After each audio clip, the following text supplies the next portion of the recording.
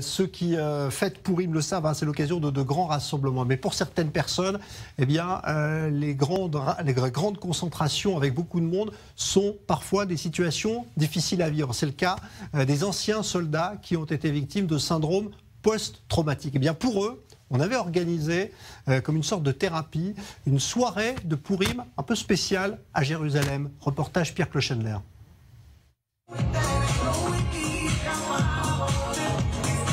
Que la fête commence et bas les masques, c'est Pourim. Il faut boire à en perdre la tête et la raison, la capacité de distinguer le bien du mal, la douleur du bonheur.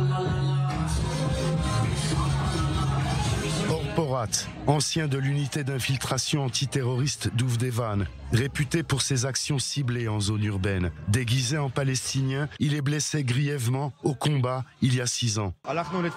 Nous allons appréhender un terroriste sur le point de perpétrer un attentat. Et juste avant notre percée, il lance un explosif qui m'explose sur la jambe. Je tombe en arrière, le blanc total, des sifflements dans les oreilles, je me souviens de tout.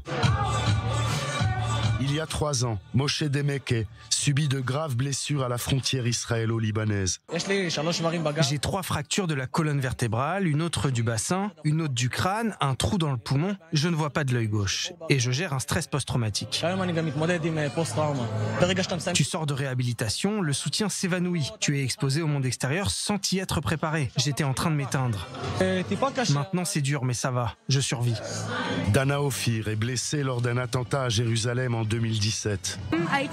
Je suivais le cours d'officier de Tsahal. Un terroriste nous a renversés avec son camion. 4 de mes amis sont morts, 15 autres ont été grièvement blessés, dont moi. De joyeuses retrouvailles, cette fraternité des compagnons d'armes. Ils sont 120 vétérans des guerres d'Israël, 120 ex-soldats et soldates blessés corps et âme, marqués à jamais, qui s'en sortent grâce à une longue et douloureuse réhabilitation. La soirée est organisée par l'association Belev Echad, un cœur, le musée Friend of Zion, ou Amis de Sion, un organisme évangéliste américain, sont les hôtes. J'ai été blessé à 2 reprises. Pendant les jours difficiles de ma libération, je ne savais pas quoi faire. C'est alors que j'ai connu cette association, Belev Echad, qui m'a ouvert le cœur. Donner sans relâche, aider. Cette association m'aide à me réhabiliter, en aidant les autres à se réhabiliter. Parce que moi aussi, j'ai des moments difficiles où je ne sors pas de chez moi. Je suis un combattant et un battant dans l'âme, que ce soit pendant ou après le service militaire. Mais pour l'aide que j'ai reçue, je remercie mes parents et aussi l'association. Ce sont mes frères. L'association, c'est ma famille. Ils créent des projets incroyables, des activités, des excursions, nous procurent des bourses d'études, des chiens de support émotionnel, des prothèses, toutes ces choses que le ministère de la Défense ne procure pas à cause de la bureaucratie. Nathanael Felber a reçu une balle dans la tête il y a 3 ans. Emprisonné dans ses pensées, il ne peut parler, mais il a ce message. Alors il danse et se lance dans l'oubli éphémère des questions de vie et de mort. Il se déguise, se masque et maquille les cicatrices corporelles et mentales pour exorciser la peur, être, ne serait-ce qu'une fois l'an, un Superman.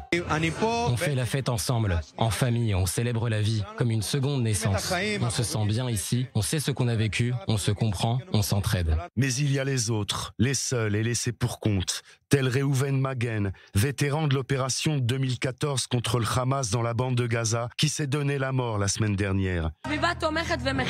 Sans un soutien, tu ne peux pas surmonter les obstacles du ministère de la Défense. Tout seul, c'est impossible. La violence des lumières, le rythme assourdissant ne leur fait pas peur ici. C'est ensemble qu'ils puisent leur force.